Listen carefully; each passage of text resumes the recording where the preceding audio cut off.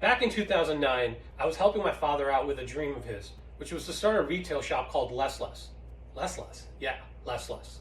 It was basically a general store that had anything from food to clothing to drapes, anything you could think of, it was available in the store. It was the equivalent of a lot less.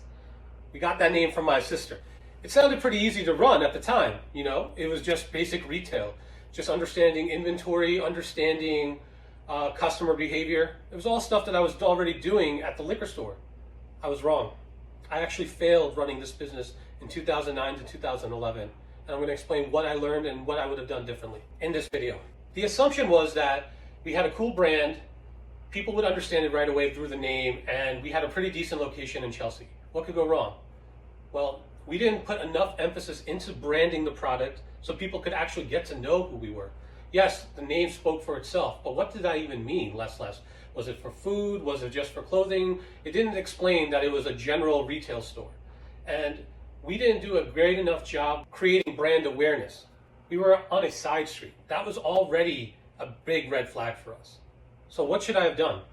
Well, I should have started local and then expanded outward through my marketing outreach. What I should have done was figure out an offer that made sense for that area. Doing what I do now, which is help coffee grow, I should have utilized a free gift in exchange for people coming in and signing up for a loyalty program. I didn't know that at the time, but I know that now, that that is the most effective tool that we have, is offering something for free because it will flood the store quickly.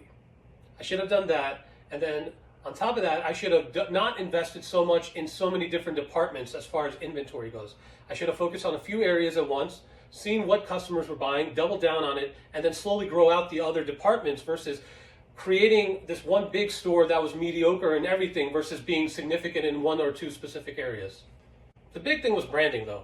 I mean, we were trying to go up against a lot less, and the reality is we didn't define who we were, why we existed, what was our offer, what was our promise.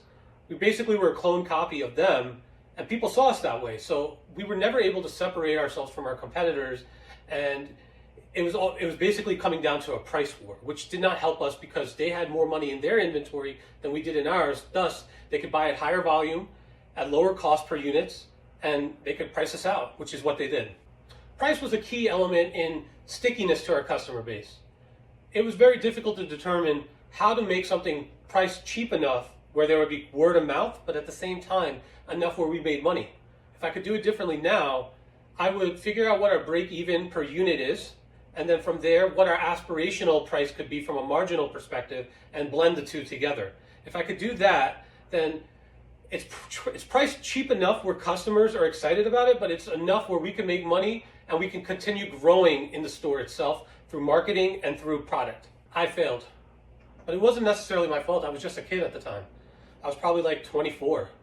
It was it's tough shoes to fill at that age with that type of responsibility. But if I could do it again, I would emphasize on marketing, I would emphasize on product, and I would emphasize on price. And I would start local, connect with people in the area itself, and then develop outwards the brand, and hopefully it would have been something that was stuck around for a long period of time and separated itself from Lotless.